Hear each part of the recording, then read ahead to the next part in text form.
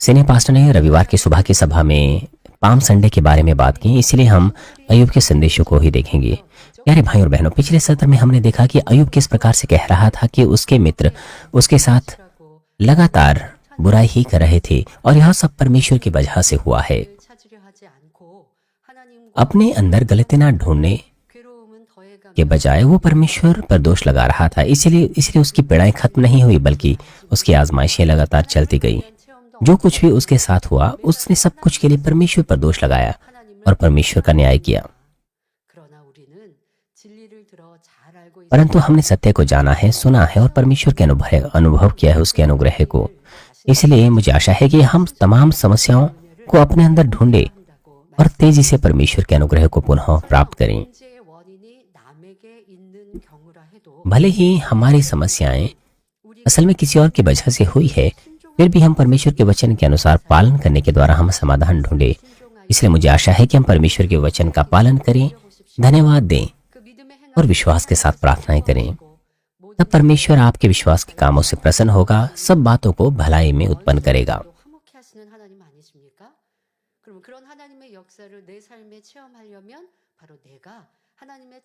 परमेश्वर हमारे शत्रुओं के साथ भी मेल कराता है और जब हम उसकी सच्ची संतान बनते हैं तो परमेश्वर हमारे जीवन में हस्तक्षेप करता है।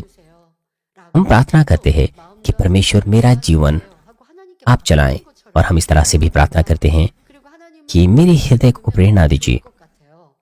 हम इस तरह से परमेश्वर के सामने प्रार्थना करते हैं और ऐसा लगता है कि अगर हम अगुवाई पाएं तो कितना अच्छा होगा, लेकिन असल में हम अपने पूरे जीवन को अर्पण नहीं कर पाते, अपना संपूर्ण हृदय अर्पण नहीं कर पाते, हम पूरी तरह से समर्पित नहीं हो पाते। हमें जैसा अच्छा लगता है हम उसी समय के अनुसार करते हैं, हम ये कहते हैं, वो कहते हैं। यद्यपि हम असत्य में चलते हैं, लेकिन हम प्रार्थना करते हैं कि पिता परमेश्वर हमारे जीवन की अगुवाई करेंगे। तो कैसे संभवतः परमेश्वर हमारे जीवन की अगुवाई कर सकता है? हमें परमेश्वर के वचन के अनुसार जीना है, उसके वचन के अनुसार चलना है। तब पिता परमेश्वर हमारे चिन्हों कदमों की अगुवाई करेंगे, हमारे जीवन की अगुवाई करेंगे। हमें अय्यूब के इन संदेशों से जांचना चाहिए कि हमने किस तरह से वचन का उल्लंघन किया है। हमें परमेश्वर के हाथों में चीजों को सौंप देना है। अगर हम दूसरों पर दोष लगाएं तो परमेश्वर हमारे जीवन में हस्तक्षेप नहीं कर सकता। हमें तमाम समस्याओं का दोष अपने ऊपर लेना है तो पिता परमेश्वर हस्तक्षेप करेंगे। मुझे आशा है कि आज के संदेश के द्वारा आप खुद को ढूंढ सकें और जीवन और बदलाव पा सकें। आज के पाठ 50 अध्याय 12 और 13 में, क्षमा करें, 16 अध्याय 12 और 13 पद में अय्यूब कहता है,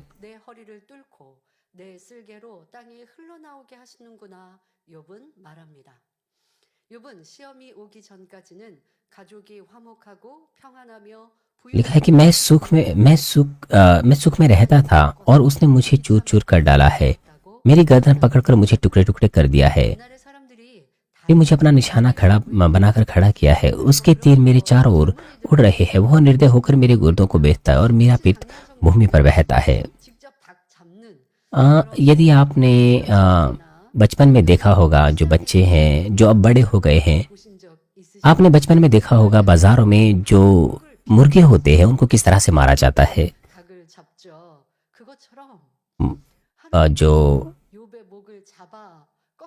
जो मुर्गों की दुकान होती हैं, वहां पर जो मुर्गे मारे जाते हैं उनकी गर्दन पकड़ी जाती है और गर्दन से मरोड़कर उन्हें मारा जाता है।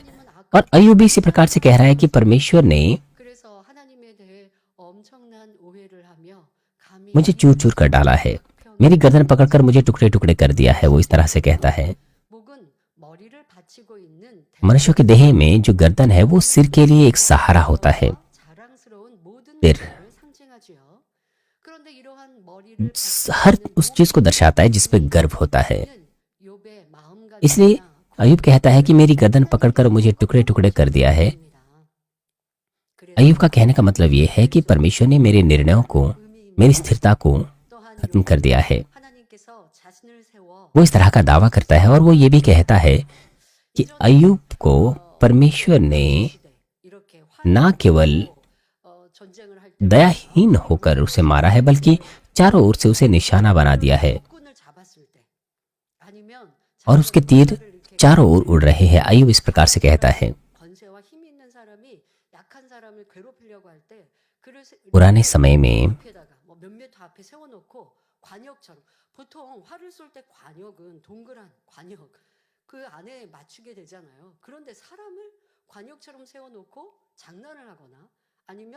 पुराने समय में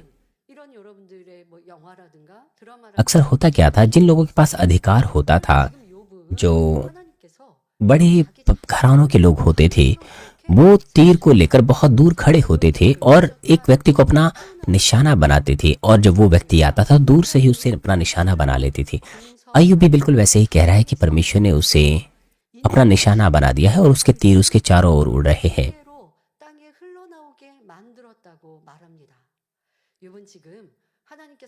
और वह निर्दय होकर मेरे गुर्दों को बेचता है और मेरा पित्त भूमि पर बहता है।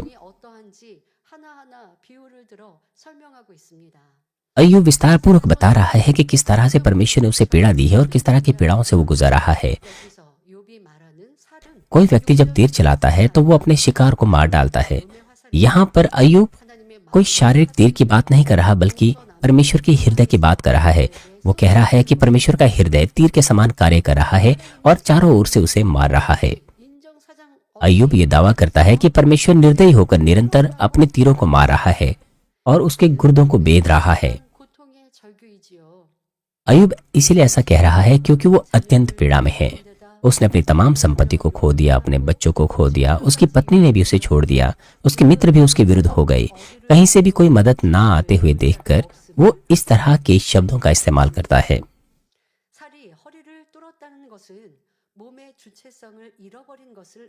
परमेश्वर के तीर उसके गुर्दों को बेध रहे हैं, उसको मार रहे हैं।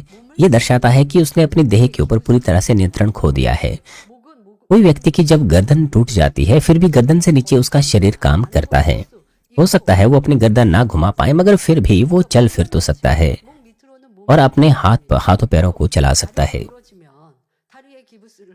लेकिन जब उसके पैर टूट जाते हैं, फिर भी वो पैर के ऊपर का हिस्सा इस्तेमाल कर सकता है, भले ही वो अपने पाँव का इस्तेमाल ना कर सके। लेकिन अगर उसकी कमर टूट जाए तो ना तो वो ऊपर का हिस्सा ना नीचे का हिस्सा इस्तेमाल कर सकता है। अय्यूब का कहने का मतलब यह था कि उसकी गर्दन तोड़ दी गई है, अर्थात उसकी इच्छा को नाश कर दिया गया है और परमेश्वर ने उसकी कमर को भी तीर से तोड़ दिया है और उसके पूरे शरीर ने संतुलन खो दिया है और मेरा पित्त भूमि पर बहाता है। ये इस बात को दर्शाता है कि उसका हृदय कितना अधिक कड़वाहट से भर गया था, क्योंकि अय्यूब कभी परमेश्वर से नहीं मिला था। वो कहता है कि वो इतनी अधिक पीड़ा में है कि मानो उसका जो पित्त है वो भूमि पर बहता है। कभी कभार संसार के जो अविश्वासी है या जिनका विश्वास कमजोर होता है, वो भी ऐसे ही दर्द के बारे में शिकायत करते हैं। मगर चारों ओर से भले ही उनके ऊपर दबाव क्यों ना हो, फिर भी उन्हें परमेश्वर के विरुद्ध नहीं कुड़कुड़ाना चाहिए। चाहे उनके बच्चे न रहें, चाहे उनका व्यापार खत्म हो जाए, चाहे हर तरह से वो मुश्किल में हो। जैसे कि भजन संहिता 50 अध्याय 23 पद में लिखा है कि धन्यवाद के बलिदान का चढ़ाने वाला मेरी महिमा करता है, जो अपना चरित्र उत्तम रखता है, उसको मैं परमेश्वर का किया हुआ उद्धार दिखाऊंगा। चाहे आप कितनी ही गंभीर और चिंता भरी स्थिति में क्यों ना फंसे, मैं आपसे विनती करती हूँ कि आप धन्यवाद की प्रार्थना करें और आपके हृदय की सुगंध को प्राप्त कर पिता परमेश्वर अपनी धधकती आंखों से आपको सुरक्षा देगा और आपको बचाएगा। इस प्रकार कैसी ही परीक्षा में आप क्यों ना पड़ें, आप तेजी से पश्चाताप करें, मन फिराएं और सत्य में निवास करें। जब आप ऐसा करते हैं तो सर्वशक्तिमान परमेश्वर आपके कदमों की अगुवाई करेगा और सत्य में आपको ले जाएगा। इसलिए हमें ऐसे परमेश्वर पर विश्वास करना है और हर परिस्थिति में धन्यवादी रहना है। हम कैसे धन्यवादी रह सकते हैं? क्योंकि हमने उद्धार पाया है, क्योंकि हमारे पास स्वर्ग है। भले ही वर्तमान में हम कष्ट में क्यों ना हो, भले ही हमारा कष्ट हमें बड़ा दुख क्यों ना दे रहा हो, भले ऐसा क्यों ना लग रहा हो कि हम इसे बाहर नहीं निकल सकते, लेकिन पिता परमेश्वर जीवित है। पिता परमेश्वर जो जीवित है, उसने हमारे समक्ष स्वर्ग रखा है। केवल इस बात के लिए हम धन्यवादी रह सकते हैं। हो सकता है हमारी शारीरिक परिस्थितियों के अनुसार हम धन्यवाद ना दे पाए, लेकिन आत्मिक रूप से हम धन्यवाद दे सकते हैं। जब हम सचमुच धन्यवादी होते हैं तो हमारे शारीरिक कष्ट भी दूर हो जाते हैं। बहुत से लोग इस संदेश को सुनते हैं और धन्यवाद देने के लिए खुद पर दबाव डालने की कोशिश करते हैं, लेकिन वो अपने हृदय की गहराई से धन्यवाद नहीं देते। इसलिए वे जल्दी ही कुड़कुड़ाने लग जाते हैं।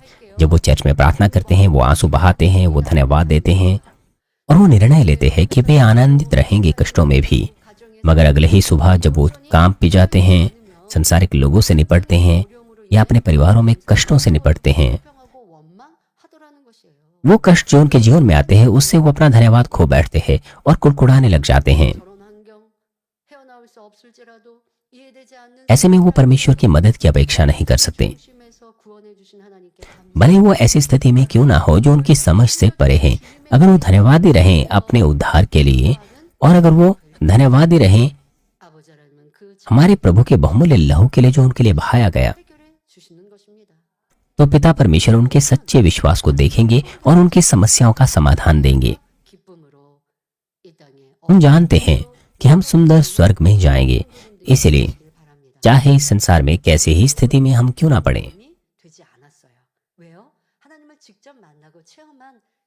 हमारे पास वो विश्वास होगा। मगर अय्यूब के पास वो विश्वास नहीं था। वो सीधे रूप से परमेश्वर का अनुभव उसने कभी नहीं किया था, इसलिए उसके पास सच्चा विश्वास नहीं था, सिद्ध विश्वास नहीं था, इसलिए वो निरंतर कुड़कुड़ा रहा था। लेकिन हम अपने बारे में सोचे, हम परमेश्वर से मिले हैं, हमने परमेश्वर का अनुभव कर लिया है। क्या कोई ऐसा कहेगा कि मैं तो परमेश्वर से नहीं मिला हूं? क्या आप में से कोई ऐसा है जो कहेगा? नहीं। एक चर्च का सदस्य मेरे पास आई और वो उसने अपनी गवाही को मुझे बताना शुरू किया। 2005 की बात थी। उस वक्त उसने कीटनाशक की बोतल पी ली थी।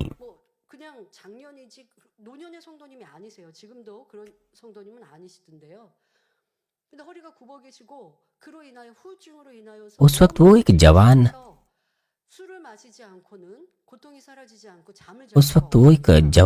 जवान थी।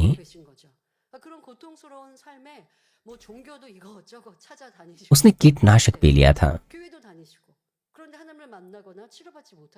और कीटनाशक पीने के बाद हालांकि वो ठीक हो गई, लेकिन उसके बहुत से दुष्प्रभाव उसके अंदर रहे। उसने बहुत सी शराब भी पी कि वो ठीक हो सके। वो कई धार्मिक जगहों पर गई, कई जगह पर, लेकिन वो ठीक नहीं हुई।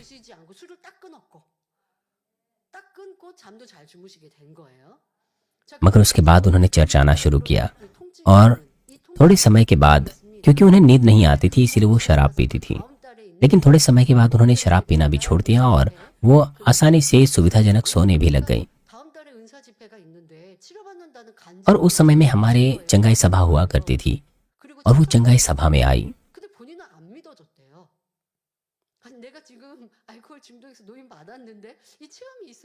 यहाँ तक कि उन्होंने दूसरे लोगों की गवाहियां देखी, मगर वो विश्वास नहीं कर पाई जब लोगों ने अपनी गवाहियां दी। यहाँ तक कि उन्होंने खुद भी परमेश्वर की थोड़ी सी सामर्थ्य का अनुभव कर लिया था, मगर फिर भी वो चर्च आई। वो साफ सुथरे कपड़े पहनकर चर्च नहीं आई थी। वो सचमुच परमेश्वर की सामर्थ्य पर विश्वास नहीं करती थी। मगर ईश्वरीय चंगाई सभा में आने के बाद वो पूरी तरह से चंगी हो गई और आज तक वो एक स्वस्थ जीवन जी रही हैं। अभी भी वो लोगों के साथ सुसमाचार का प्रचार करना चाहती हैं और वो मेरे पास आई मेरी प्रार्थनाओं को ग्रहण करने के लिए, ताकि वो सुसमाचार का प्रचार कर सकें। क्षमा करें, ये एक पुरुष की बात हो रही है।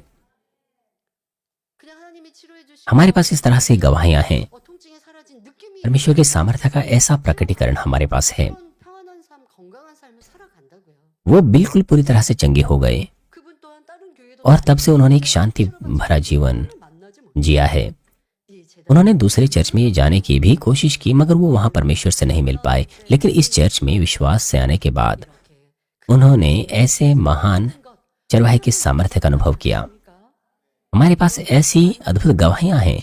हम इस तरह से परमेश्वर से मिले हैं, इसलिए हमारे पास सच्चा विश्वास होना चाहिए उन बातों के आधार पर जो हमने अनुभव किया है। यदि हमारे पास सच्चा विश्वास हो तो शारीरिक कष्टों में भी हम कुड़कुड़ाएंगे नहीं, अय्यूब के पास सच्चा विश्वास नहीं था, इसलिए वो आजमाइशों से गुजरा और आजमाइशों से गुजरने के द्वारा उसने सच्चा विश्वास प्राप्त किया। आप अपने बारे में सोचें। आपने आपको अपने आप अपने बारे में सोचें। आपने आपको अपने आप को मुड़कर जांचना है और ऐसा विश्वास पाना है जो परमेश्वर को प्रसन्न करे। और जब हम सुनते हैं जो कुछ अय्यूब आगे कहता है, तो हम देखते हैं कि उसकी बातें ना केवल अनुचित है बल्कि बहुत नीच है।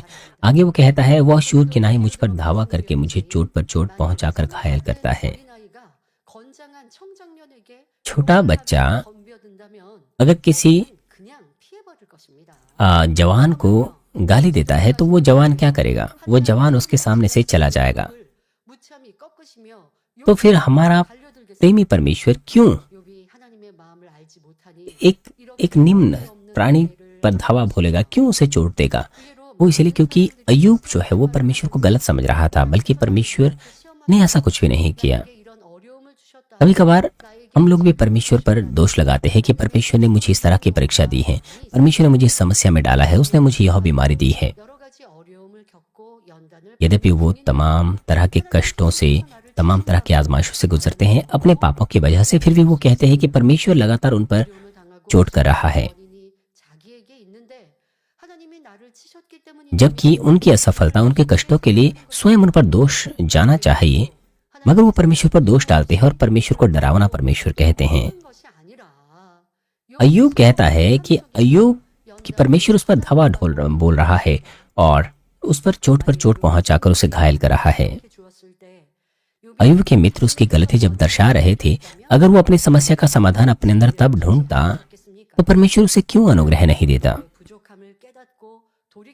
अवश्य ही परमेश्वर ने ताकत दी होगी कि वो अपनी कमी घटी को एहसास करे, मन फिराए, और साथ ही अवश्य परमेश्वर ऐसा करता।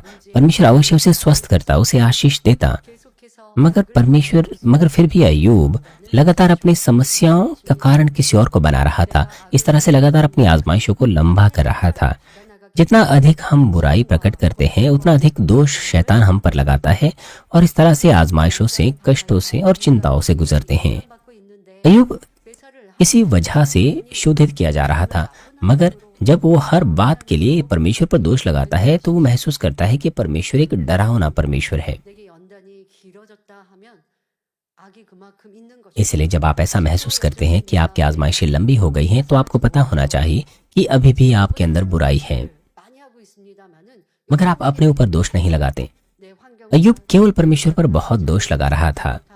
लेकिन अगर आप इस संदेश को अपनी स्थिति में लागू करें, तो क्या आप अपने पति पर दोष लगाते हैं, अपने पत्नी पर, अपने माता पिता पर, अपने मित्रों पर, अपने पड़ोसियों पर? दूसरों पर दोष लगाना ये आपकी आजमाइशों का कारण होता है। इसीलिए आपको खुद को मुड़कर जांचना है और खुद को बदल देना है। जब आपके ऊपर आजमाइशें आती हैं, आपको जल्दी ही उन्हें पार कर लेना है, आपको उन्हें आशीषों में बदल देना है। और ऐसा करने के लिए आपको खुद को जांचना है, खुद को बदलना है। और जब आप खुद को बदलते हैं तो आप अपनी कमी घटियों को सुंदर चीजों में बदल देते हैं। आपको केवल आजमाइशों का समय, मेरा मतलब है आपको आजमाइशों का समय ऐसे ही नहीं गुजारना है, बल्कि आपको खुद को बदल देना है। तो आपकी आजमाइशें आशीषों में बदल जाएगी और आप आशीषें पाएंगे, उत्तर पाएंगे। और आगे 15 पद में अय्यूब कहता है, मैंने अपने खाल पर टाट को सी लिया है और अपना सींग मिट्टी में मैला कर दिया है। अर्थात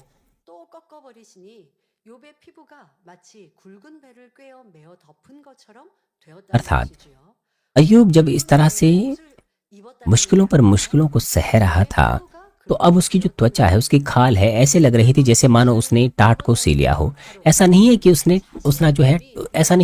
जो है टाट सी लिया हो दृश्य रूप में, ऐसा नहीं है, बल्कि उसका जो पूरा शरीर है वो ऐसा हो गया था कि मानो टाट सी ली हो उसने, ऐसा दिख रहा था।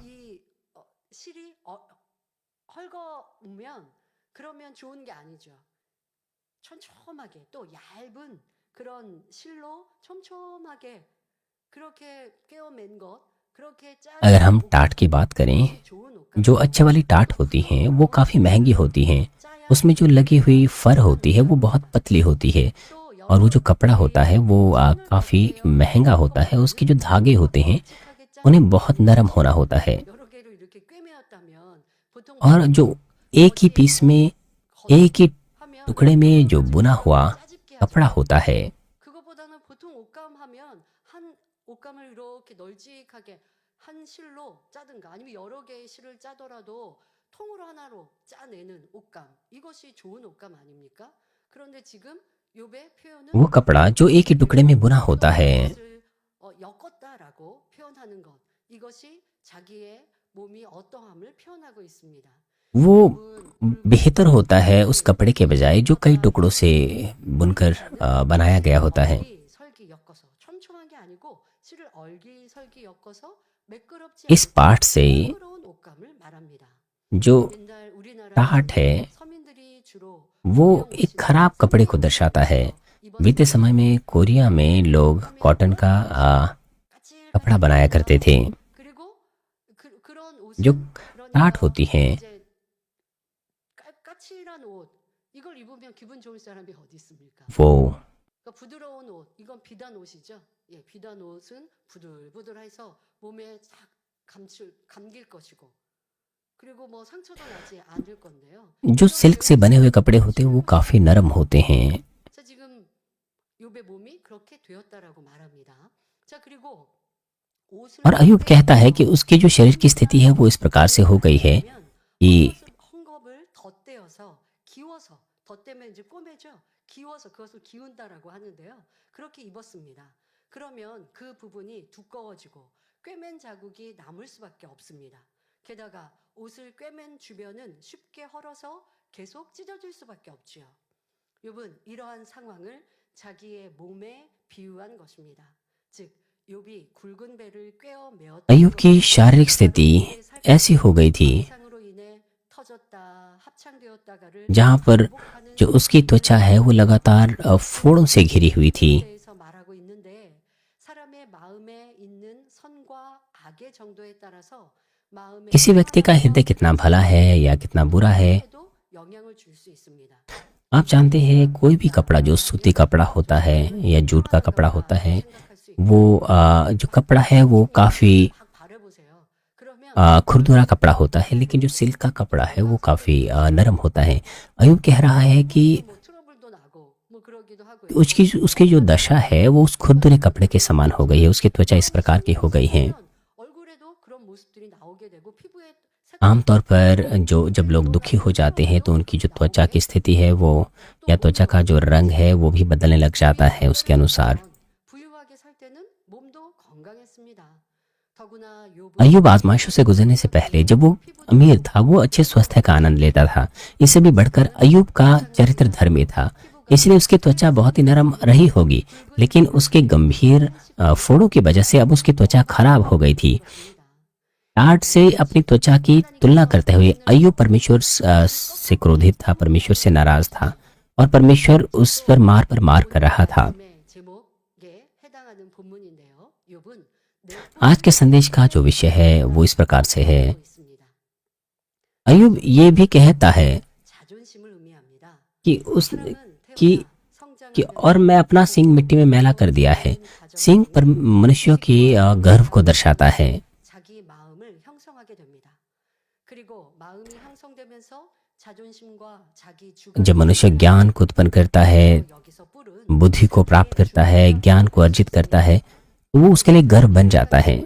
자신의 힘이 되고 तो 능력이 됩니다. तो वो उस ज्ञान के द्वारा गर्व से भर जाता है और 그것으로 자기의 뿔을 만들기도 합니다. इसी को 옳다 느끼며 यह सींग के रूप में दर्शाया जाता है। कुछ लोग अपना सींग अधिकार के द्वारा अर्जित करते हैं। 부족하다 생각하며 무시하는 등 जब कोई व्यक्ति उनके आधार पर और इसके आधार पर जब कोई व्यक्ति उन्हें लगता है कि वो उचित नहीं है तो वो उसे गलत समझते हैं। 그것으로 또 상대를 뿔로 받치는 और साथ ही दूसरे लोगों का भी अपना अपना चरित्र होता है। वो अपने सींग से दूसरों को मारते हैं 술로 자기가 और ऐसे ही सींगों से वो दूसरों को मारते हैं, दूसरों को चिंता देते हैं। 힘들게 하는 사람도 있습니다.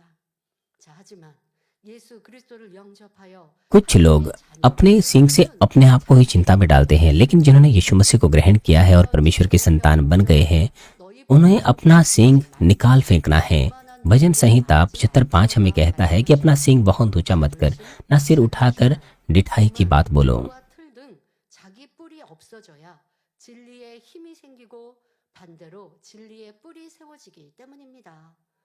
그런데 우리가 주님을 영접하고 हर व्यक्ति को अपना सींग निकाल देना है, जैसे कि स्वयं की धार्मिकता, रूपरेखाएं, गर्व, अहंकार, स्वयं इस तरह की चीजें। केवल तब ही हम सत्य में ताकत प्राप्त कर सकते हैं, क्योंकि हमने प्रभु को ग्रहण किया है, पवित्र आत्मा का अनुभव किया है। इसका मतलब यह नहीं कि तुरंत ही हम अपने सींग को दूर कर सकते हैं और सिद्ध बन सकते हैं।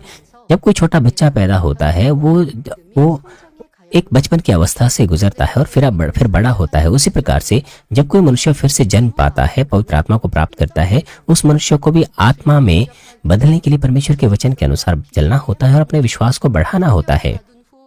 लेकिन हमारे पास दो प्रकार के हृदय होते हैं जो एक दूसरे से लड़ते हैं। एक वो असत्य का हृदय जो प्रभु को ग्रहण करने से पहले हमारे पास था, और सत्य का हृदय जो पवित्र आत्मा को प्राप्त करने की, प्रभु को प्राप्त करने के बाद हमने पाया है। और यह दोनों हृदय आपस में एक दूसरे के विरोध में होते हैं। अगर दूसरे शब्दों में कहें तो सत्य पर चलने की इच्छा, भलाई और आत्मा में चलने की इच्छा, और दूसरी असत्य, बुराई और शारीरिक इच्छाओं पर चलने की इच्छा। और ये दोनों इच्छाएं एक दूसरे के विरोध में संघर्ष करती है। इसीलिए गलातियों 5:16 में लिखा, मैं कहता हूं कि आत्मा के अनुसार चलो तो तुम शरीर की लालसा किसी रीति से पूरा ना करोगे, क्योंकि शरीर आत्मा के विरोध में और आत्मा शरीर के विरोध में लालसा करती है, और ये एक दूसरे के विरोध में है, इसीलिए कि जो तुम करना चाहते हो वह ना करने पाओ। यहाँ पर लिखा है कि शरीर आत्मा की इच्छा के विरुद्ध कार्य करती है। यह है अपने सींग को मारना, अर्थात उसका गर्व, उसका सोचने का तरीका, उसका अहंकार। ना इस तरह की चीजें आत्मा की इच्छा पर नहीं चल पाती हैं। अपने सींग को दूर करने के बगैर वो आत्मा में नहीं आ सकता है। जब आप उन्नति करते हैं, मेरा मतलब है प्रभु से मिलने से पहले आपके अंदर अपना आपा था, अपना स्वार्थ था। वो कई रूप में हो सकता है।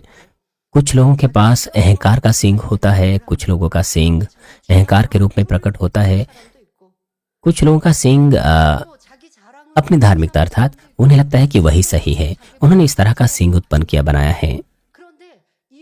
कुछों के अंदर गर्व का सींग होता है, घमंड का सींग होता है। लेकिन आपको अपने सींग को तोड़ देना है, उसे निकाल फेंकना है।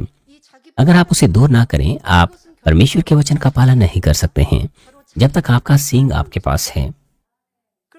ये सब आपसे जुड़ा हुआ है। ये बिल्कुल ऐसा है जैसे अपने आप से प्रेम रखना। यह आपके अपने आपे से जुड़ा हुआ है। लेकिन बाइबल कहती है कि हमें अपने आपे को मार डालना है। बाइबल हमें कहती है कि हमें अपने आप को दीन करना है, अपने आप को नम्र करना है, खुद को मार डालना है और पवित्र आत्मा की इच्छा पर चलना है। किसी व्यक्ति के पास जब अपना सींग होता है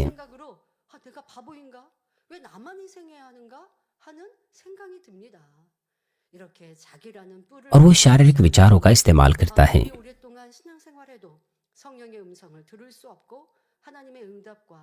क्योंकि वो अपने सींग को दूर करने से इनकार करता है, तो चाहे वो कितना ही लंबा मसीह जीवन क्यों ना जिए, वो पवित्र आत्मा की ना तो आवाज सुन सकता है, ना परमेश्वर की आशीष प्राप्त कर सकता है। वो कहता है कि दूसरे व्यक्ति ने पहले गलती की है। उसे ऐसा लगता है कि जब वो झुकेगा तो उसका नुकसान हो जाएगा।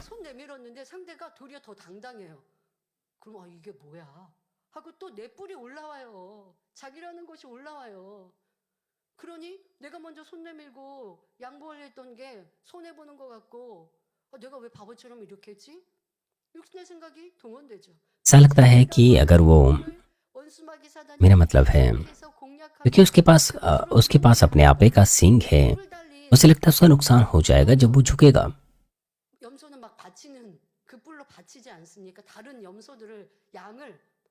आप जानते हैं बकरियों के पास सींग होते हैं और वो दूसरी जानवरों पर हमला करती हैं।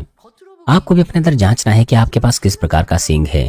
कुछ लोगों का स्वभाव बाहर से नम्र होता है, लेकिन उनके अंदर बहुत ही कठोर उनका स्वभाव होता है।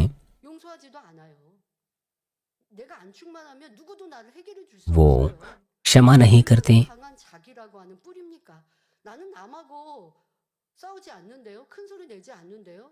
उसका मतलब है कि उसके अंदर इतना कठोर सींग है।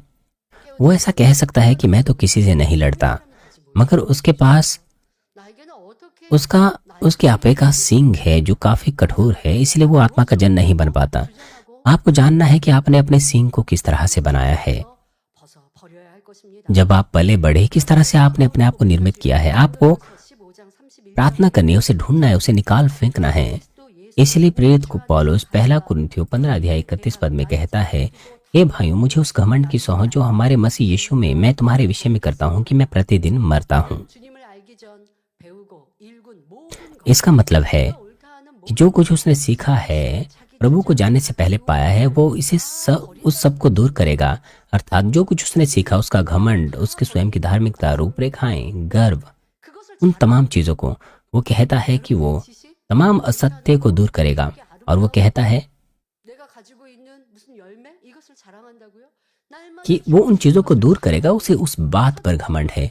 लोग अपनी सुंदरता, अपनी शारीरिक चीजों पर घमंड करते हैं, लेकिन प्रेरित पौलुस वो इस बात पर घमंड करता है कि वह खुद को प्रतिदिन मारता है। जैसे कि फिलिपियों 3 अध्याय 7 पद और 8 पद में लिखा है, परंतु जो जो बातें मेरे लाभ की थी, उन्हीं को मैंने मसीह के कारण हानि समझ लिया है, वरन मैं अपने प्रभु मसीह यीशु की पहचान की उत्तमता के कारण सब बातों को हानि समझता हूँ, जिसके कारण मैंने सब वस्तुओं की हानि उठाई और उन्हें कूड़ा समझता हूँ, जिससे मैं मसीह को प्राप्त करूँ।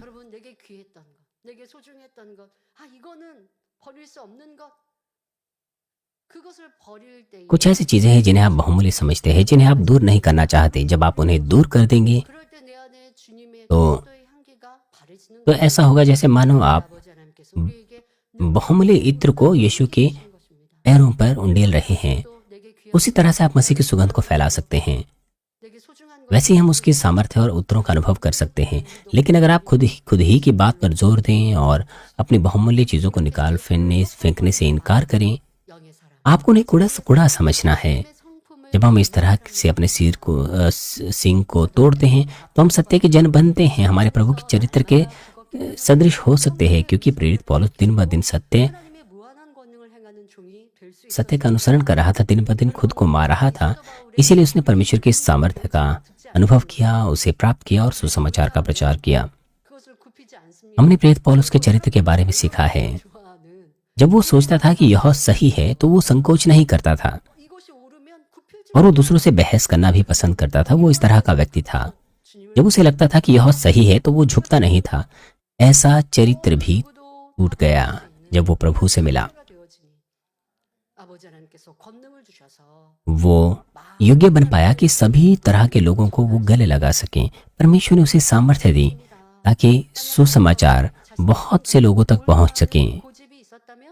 उसे बहुमूल्य उद्देश्य के लिए इस्तेमाल किया गया। यदि प्रेरित पौलुस के पास पाप में विचार होते, अगर वो विचार होते जिससे वो लगता है कि वही सही है, तो वो अपना सुसमाचार का प्रचार नहीं कर पाता। प्रेरित पौलुस एशिया माइनर में सुसमाचार का प्रचार करना चाहता था, लेकिन उसे जब दर्शन मिला कि वो वहां ना जाए, और जब वो इस बात से संतुष्ट हो गया तो उसने एक ऐसा दर्शन देखा जहां पर एक मकिदुनिया का व्यक्ति मदद के लिए उसके पास आ रहा है। उसके बाद प्रेरित पौलुस मकिदुनिया गया और वहां पर उसने सुसमाचार का प्रचार किया और बहुत सारे विश्वासी लोग वहां पर विश्वासी बन गए। इस तरह से दिन ब दिन आजमाइशों के द्वारा जब उसने अपने आप को मार दिया तो वो पूरी तरह से सामर्थ्य का प्रेरित बन गया।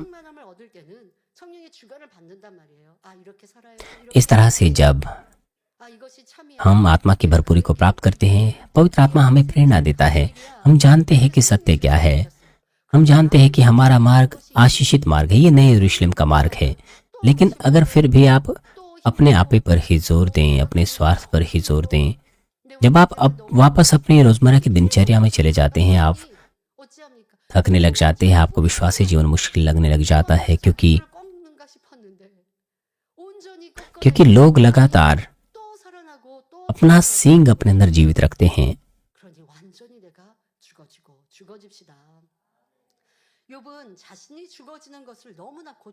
आपको पूरी तरह से अपने आप को मार डालना है। 이걸 아주 고통스러워하죠. 이 말은 무슨 말이냐? 자신의 자존심이 지금 꺾였다는 거예요. 그것을 몹시 परंतु अय्यूब 하고 있는 고백입니다.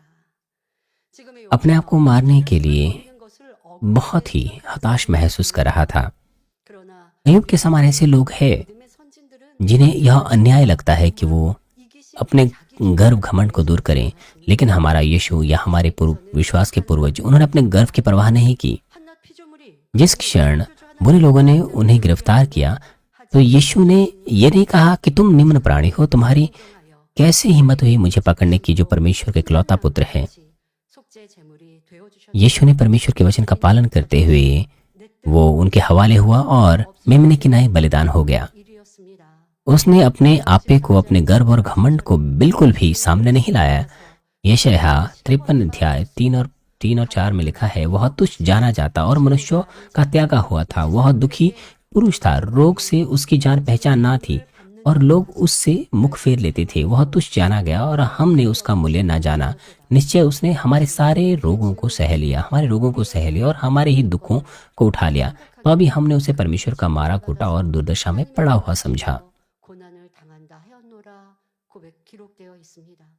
예수님은 이러한 오해를 받으시고 이러한 판단과 정죄를 받으신다 할지라도 그것이 힘들고 지친 것이 아니라 यीशु का न्याय किया गया, उसकी निंदा की गई, लेकिन उससे उसको कोई परेशानी नहीं हुई। 의 의미를 알지 못하고 악을 바라는 인생들을 불쌍히 여기시고 परंतु वो उन लोगों के लिए दुखी था जो 로 가는 것을 안타까이 중보하신 사랑의 모습이셨습니다. उन लोगों के लिए वो दुखी था 이렇게 판단해 जो नाश के मार्ग पर जा रहे थे। 어떻게 저렇게 악을 바랄 수 있어로 उसने ये नहीं सोचा 악을 바람으로 कि क्यों वो मुझे मुश्किल में डालते हैं, क्यों वो मुझे कष्ट देते हैं। बजाय इसके उसने ये सोचा कि 제 마음이셨죠. वो चिंतित था कि वो मृत्यु के मार्ग पर चले जाएंगे। 자기 뿔이 없는 모습입니다. 그런데 자기라고 하는 것이 있고 악이 있는 사람은 누가 나를 괴롭히면 그 괴롭힘을 परंतु जिन लोगों के अंदर बुराई होती है, जब उन्हें चोट पहुंचती है 저렇게 악을 바라여서 तो वो हताश हो जाते हैं। लेकिन जिनके पास कोई सींग नहीं होता, 그것을 उनके लिए 긍휼히 여기는 सामने वाला व्यक्ति भले ही बुराई क्यों ना करे, 뿔이 없고 진리의 뿔이 살아 역사하는 मगर उस व्यक्ति को चिंता होती है उसके बारे में, 3장 7절에도 क्योंकि वो व्यक्ति बुराई कर रहा है। 괴로울 때에도 그 입을 열지 아니하였으며 और 7 पद में लिखा है, वह सताया गया तो भी वह सहता रहा और अपना मुंह ना खोला। जिस प्रकार भेड़ वध होने के समय वह भेड़ी ऊन कतने के समय चुपचाप शांत रहती है, वैसे ही उसने भी अपना मुंह ना खोला। 순종하신 길을 हमारे विश्वास के पूर्वजों पर भी यही लागू होता है। मूसा जब मिस्र में था एक राजकुमार के समान, तब उसका जो सींग था वो बहुत मजबूत था। 당했습니까? 동족을 학대하는 애굽 사람을 그 자리에서 उसके पास भी बहुत मजबूत सींग था। 성격이었고 उसके पास अत्यंत क्रोध था, 모든 분야 जिसकी वजह से उसने एक मिस्री को मार डाला था, 양을 치며 जिसने उसके एक संगी 보낸 후에 자기 뿔이 없었습니다. इस्राएली पर 12장 3절에 이 사람 모세는 온유함이 지면의 모든 사람보다 승하더라. हमला किया था या सताया था। 누구라도 품을 수 있는 온유한 लेकिन उसके बाद जब मूसा बदल गया तो उसके विषय में लिखा है कि गिनती 12:3 में मूसा तो पृथ्वी भर में रहने वाले मनुष्यों से सबसे अधिक नम्र स्वभाव का था। चाहे हम अब्राहम की बात करें, मूसा, 뜻에 순종 दानियल, यूसुफ, उन सभी ने अपना सींग दूर किया और वो परमेश्वर की इच्छा का पालन कर पाए।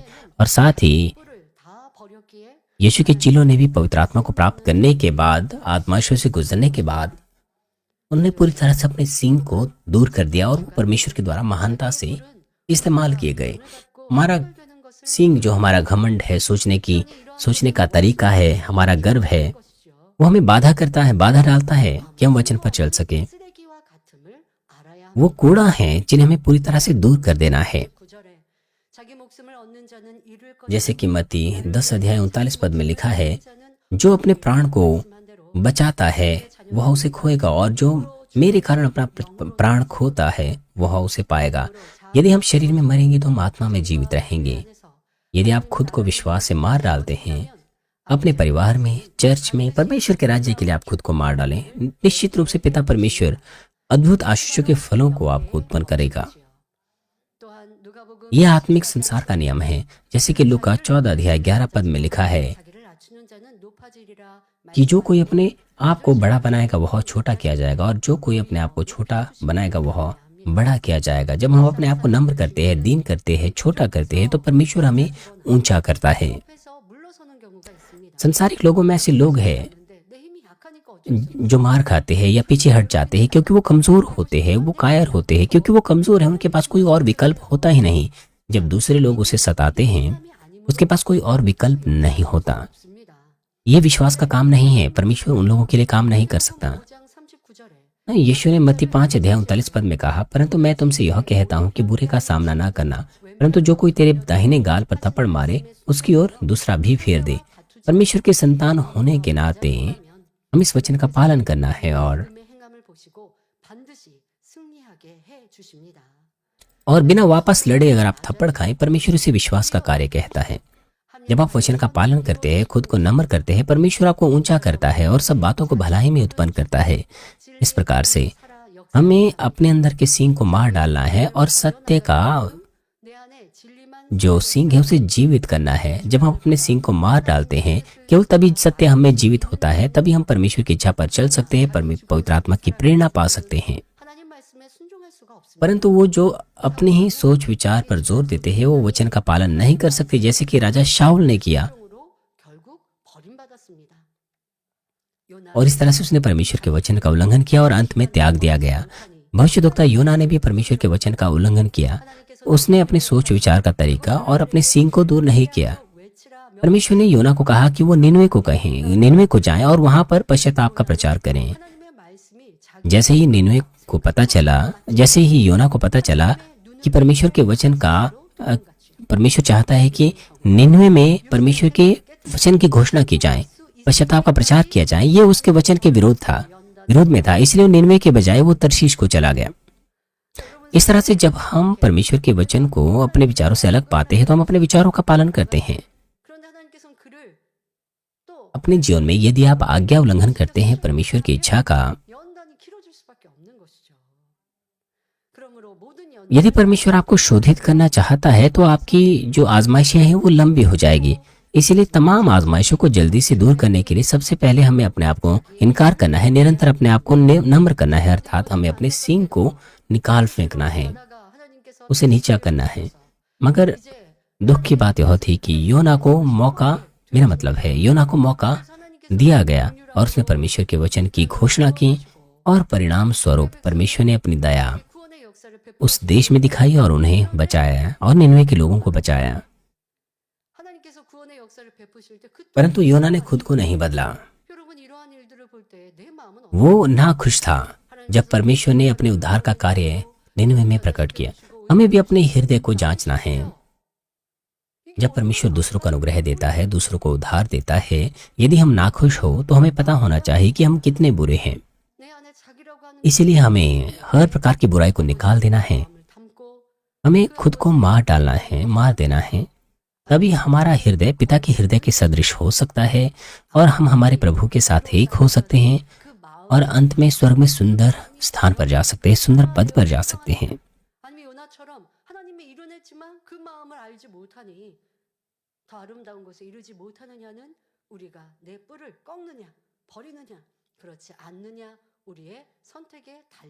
हमने अपना सींग दूर किया है या नहीं किया है,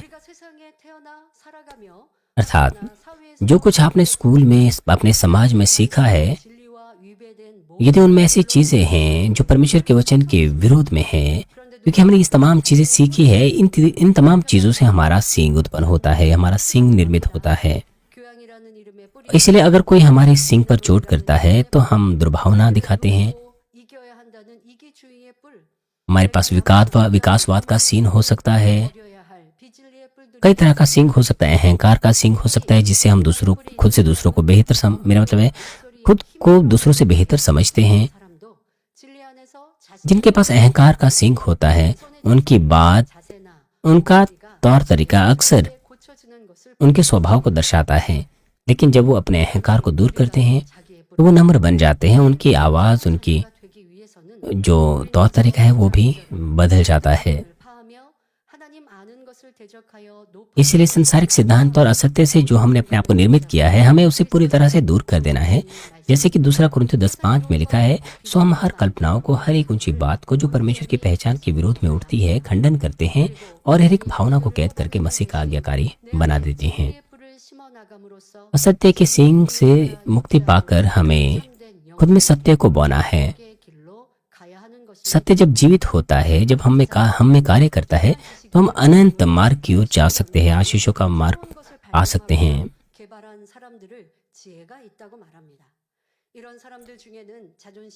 संसार में जब कोई व्यक्ति बुद्धिमान और अपने ज्ञान के द्वारा कुछ नई चीज बनाता है तो उसे बुद्धिमान कहा जाता है। और ज्यादातर लोग ऐसे में अपने अहंकार, अपने घमंड से भर जाते हैं, अभिमान से भर जाते हैं।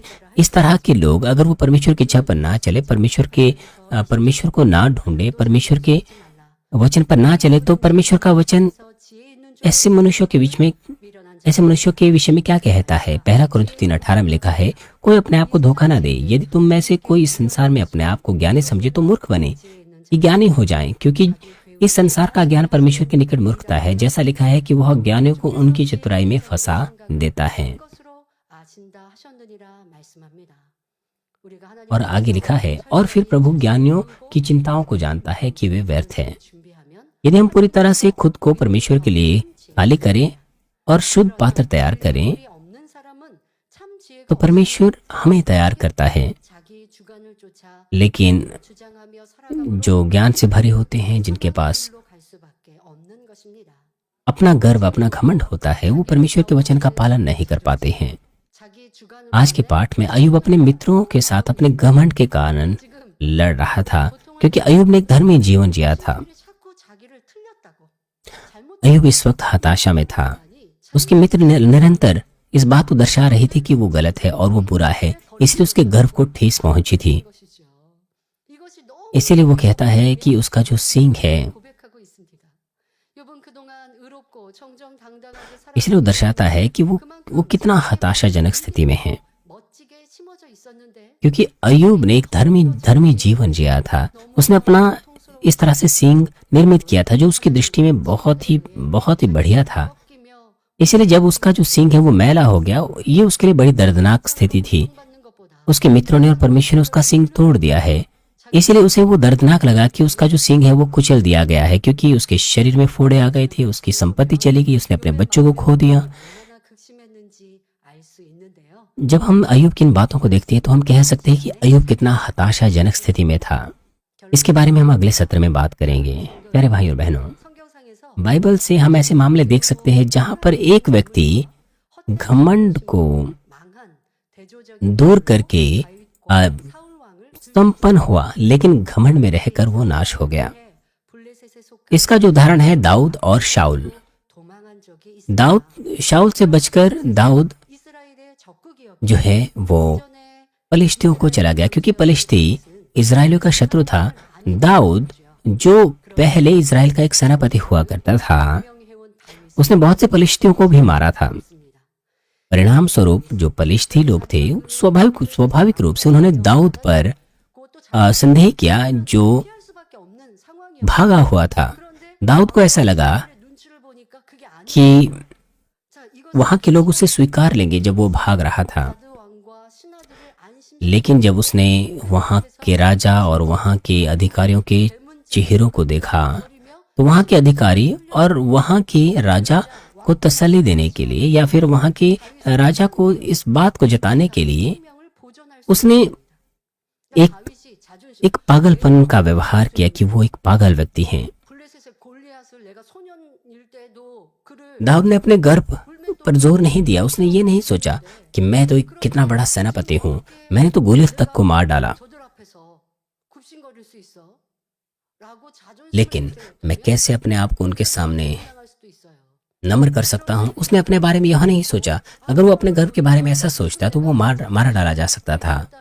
उसने ऐसा नहीं सोचा, बल्कि उसने स्थिति को देखा और उसने निर्णय लिया कि उसे अपने घमंड को छोड़ देना होगा उस स्थिति से बाहर निकलने के लिए। इसलिए उसने ऐसा कार्य किया जैसे मानो एक पागल व्यक्ति था। परिणाम स्वरूप उसका कष्ट दूर हो गया। यदि हम अपने घमंड पर जोर दें तो कुछ नहीं होगा, 목숨인 것처럼 लेकिन अगर हमारे अंदर 참 있죠. 내가 난 죽으면 죽었지 자존심 내려놓을 수 भलाई नहीं होती तो हमें ऐसा लगता है कि हमारा घमंड ही हमारा जीवन है।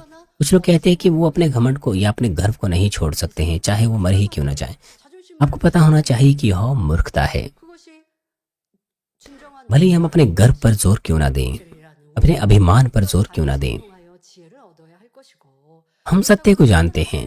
굽신거리라는 것이 아니라 हमें दाऊद की इस मामले से बुद्धि प्राप्त करनी है, लेकिन इसका मतलब यह नहीं कि हमें 이 자존심 मनुष्यों के सामने हमें अपने आप को शर्मसार करना है। ऐसा नहीं, हमें बुद्धिमानी से प्रतिक्रिया देनी है। हमें पता होना चाहिए कि अपने गर्व पर जोर देना ये कितनी मूर्खता है, 이스라엘 क्योंकि दाऊद ने अपने गर्व को दूर किया, बुद्धिमानी से स्थिति से निपटा, इसलिए वो बाद में एक बड़ा राजा बन पाया।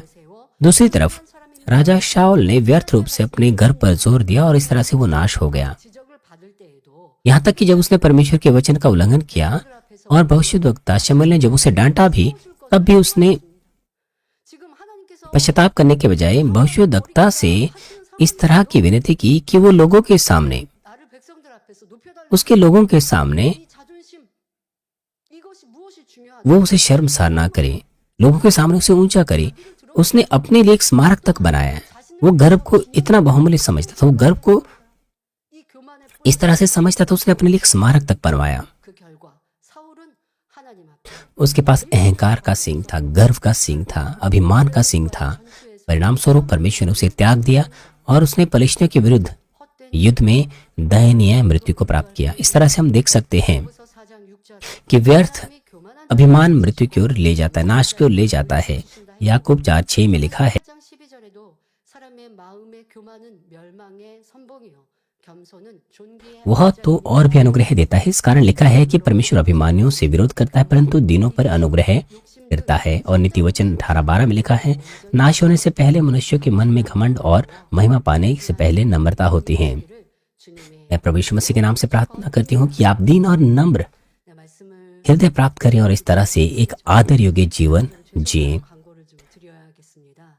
다음 주에 부활절 예배를 우리가 부천 체육관에서 함께 모여서 대예배와 저녁 예배 또 부활절 행사를 하려고 계획을 했고 आज हम 그런데 모 기독교 단체에서 क्षमा करें, 모여 예배 एक सूचना है सभी लोगों के लिए कि जो भूचान जिम्नेशियम है वहाँ पर हम ईस्टर की प्रस्तुतियाँ 본인들이 करने वाले थे, लेकिन कुछ और जो क्रिश्चियंस हैं उन्होंने 상황이었어요. बाधा उत्पन्न की है और उन्होंने शिकायत की है और उन्होंने कहा है कि वो विरोध करेंगे। 이제 저희에게 대관해 주는 इसीलिए 하겠다는 저희가 연락을 받았는데요. भूचान जिम्नेशियम ने हमारे 상황들 सत्र को 참 रद्द कर दिया है। 주일날 왜 데모를 하겠다고 계획을 하고 हालांकि यह दुख की बात है, 하나님께 예배하고 주님을 찬양하는 것밖에 없습니다. वो मसीही 단체에서 लोग हैं, उन्होंने कहा कि वो विरोध करेंगे रविवार को। हम क्या करते हैं? हम परमेश्वर की स्तुति करते हैं, परमेश्वर की आराधना करते हैं। 찬양하는 वो लोग जो विरोध करना चाहते हैं, 한번 보시면 मैं चाहता हूँ कि वो हमारी स्तुतियाँ सुने, हमारे संदेशों को सुने। 이 부활절에 행복하고 기쁜 날뭐 대립을 하고 우리 성도님들도 행복하게 예배하고 इस आनंद भरे ईस्टर के दिन हम 지는 것도 또 उनका सामना नहीं करना चाहते, 될 것이고 हम उनसे नहीं लड़ना चाहते हैं। इस ऐसे आनंद के दिन में 우리 성도님들이 हम नहीं चाहते कि हमारे चर्च के सदस्य चोटिल या दुखी हो। 얼마나 눈살 ये अच्छी चीज नहीं है। 해서 저희가 함께 모여서 또 예배하고 공연을 할 계획을 다른 방법으로 여러분들이 이제 계시는 댁에서 इसलिए हमें कोई और तरीका ढूंढना होगा। 또 지성전과 그냥 지금처럼 예배하는 온라인으로 예배하는 것으로 진행하는 것으로 변경 हमें उसे ऑनलाइन करना होगा, इसलिए आप जहाँ पर है आपको वहीं अपना समय गुजारना होगा। हमने अपनी योजना को बदल दिया है। मुझे क्षमा करें कि मुझे इस तरह की सूचना देनी पड़ रही है, लेकिन मुझे क्षमा करें। 사탄이 이렇게 두렵고 싫구나. जब हम कुछ करते हैं तो लोग डर जाते हैं, शत्रु दुष्ट डर जाता है। 을 받았는데 왜 이런 기독교 प्रेरित पौलुस 하나님께 예배하고 주님 यीशु 하는 것을 यहूदियों ने 라고 하는 것으로 उन पर सताव किया, उसी प्रकार से इन क्रिश्चियन ऑर्गेनाइजेशन ने हमारी आराधना में हम बाधा उत्पन्न की है। 또 충만히 हालांकि मुझे दुख हुआ, लेकिन ऐसी स्थिति में भी हम 우리 성도님들 इकट्ठा नहीं हो सकते हैं।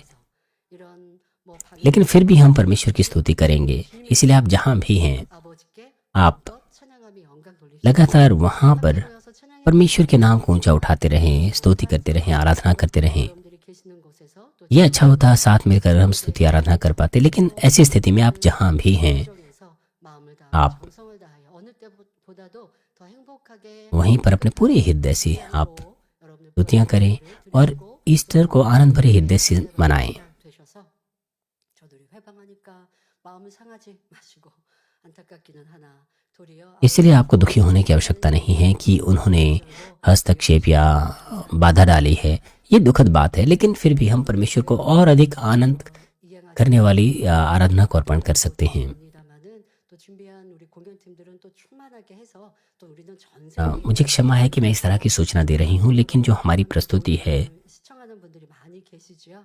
हमारी आराधना है, 보다도 더 많은 분들이 시청하고 계시니 वो और भी जोशीली होगी। ऐसे बहुत से लोग हैं जो ऑनलाइन हमारी 준비하시고 स्तुतियों को, हमारी प्रस्तुतियों को देखते हैं। 사람 앞에 보이는 것이 아니라 वो परमेश्वर को महिमा दे सकते हैं। 주님께 감사를 올려드리는 것이고요. 또 함께 우리 성도들이 모여서 हमें परमेश्वर को, प्रभु को महिमा देनी है। 춤추고 하나님께 영광 돌리고자 하는 행사였는데 जब हम एकत्र होते हैं और स्तुति करते हैं, 여러분들 하지만 मेरा मतलब है हमारी इस प्रकार की योजना थी, लेकिन कुछ लोगों के अंदर गलत फहमी है। 절 맞으시면 좋겠습니다. मुझे आशा है कि आप इस सप्ताह को पवित्रता से गुजारें और 오늘도 욥은 하나님을 आज के संदेश पर सोचते हुए सभी लोग साथ मिलकर प्रार्थना करेंगे। 티끌에 더럽혀졌다고 하며 고백하나 이 영적인 의미는 바로 우리의 자존심이요 자아라는 것인데 그것이 꺾여질 때 또 그것이 무시당했다 할 때 인생들은 이렇게 힘들어하고 괴로워합니다. 그러나 우리 만민의 성도님들은 결코 그런 어리석은 자가 되지 아니하고 자기라는 것이 꺾어지는 것이 기쁨이요. 사도 바울의 고백과 같이 나는 날마다 죽어지고 주님만이 살아 역사하는 우리가 되게 하여 주옵소서. 싸우고 다투고 불평하고 시시비비하는 것이 아니라 더 선과 사랑으로 낮아지고 섬길 때에 아버지는 축복하시옵나니 영광 홀로 받으옵소서. 감사드리며 우리 주 예수 그리스도 이름으로 기도하옵나이다. 아멘. 당회장님의 환자를 위한 기도를 받겠습니다. 아픈 곳이나 연약한 곳 위에 बीमारों के लिए सीनियर पास्टर की प्रार्थना ग्रहण की जाएगी। अगर आप बीमार हैं, अपना हाथ अपने बीमार अंगों पर रखें, और अगर आप बीमार नहीं, अपना हाथ अपनी छाती पर रखें। अपने हृदय की इच्छा के लिए इस प्रार्थना को प्राप्त करें। हालेलुया। सर्वशक्तिमान हमारे प्रेमी पिता परमेश्वर, कृपया अपना हाथ तमाम विश्वासियों पर रखें जो इस वक्त इस प्रार्थना को ग्रहण कर रहे हैं।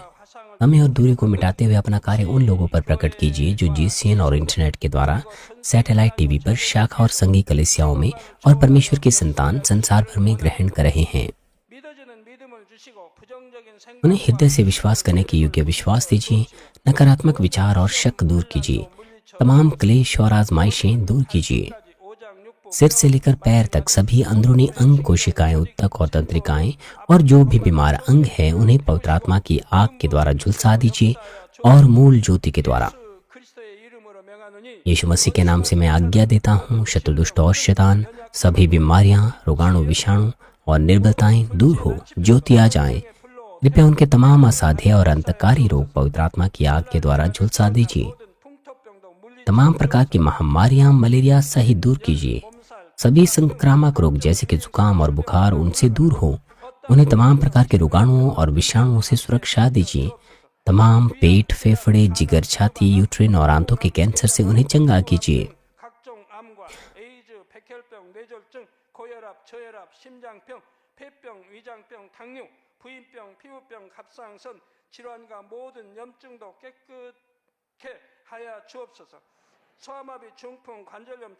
उन्हें पोलियो, लकवा, गठिया और हनीडिस्क से चंगा कीजिए। पीठ दर्द, सिर दर्द और मानसिक दर्द और सभी दूसरे दर्द गायब हो जाएं। मिर्गी, स्वलिनता, उदासी, तंत्रिका रोग और दूसरी मानसिक बीमारियां दूर हो। तमाम प्रकार के लकवे खुल जाएं। उठें, चलें और कूदें। आंखें सामान्य देखने लगे, कान सामान्य सुनने लगे, अंधे देखने लगे, बहरे सुनने लगे और गूंगे बोलने लग जाएं।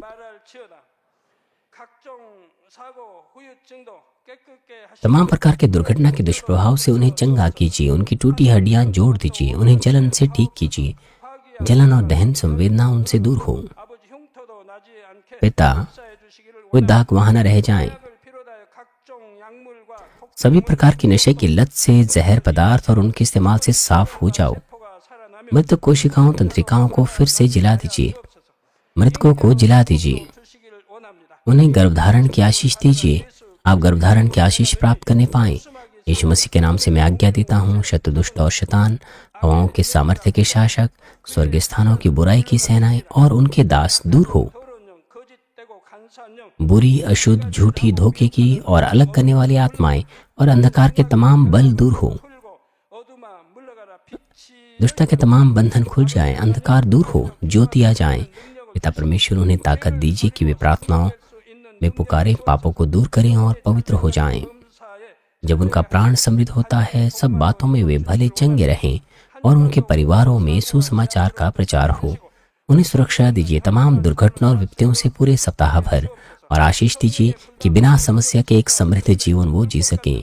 पवित्र आत्मा की अग्नि में बाड़े में स्वर्गीय सेना, स्वर्गदूतों और अपनी धधकती आंखों से अपने सभी बच्चों को, उनके घर, कार्यशालाओं और व्यापारों को सुरक्षा दीजिए। विद्यार्थियों को बुद्धि और समझ दीजिए। जोश और जुनून, मेहनत से पढ़ाई करने के लिए उन्हें दीजिए। उनका हृदय और मन संसारिक चीजों से बचाएं और वो परमेश्वर को और भी अधिक जुनून के साथ प्रेम करने पाएं। चाहे आपके बच्चे खाएं, पिएं या जो कुछ भी करें, इन सब में वो अपना जीवन पिता परमेश्वर आपको महिमा देते हुए जीने पाएं। वे जीवित परमेश्वर की गवाही ये कहकर देने पाएं कि मैं परमेश्वर से मिला हूँ, मैंने परमेश्वर का अनुभव किया है, उससे उत्तर और आशीषें प्राप्त किए हैं। पिता परमेश्वर आपका धन्यवाद। सारी महिमा केवल आपको मिले। प्रभु यीशु मसीह के नाम से मैं प्रार्थना करता हूँ, आमीन।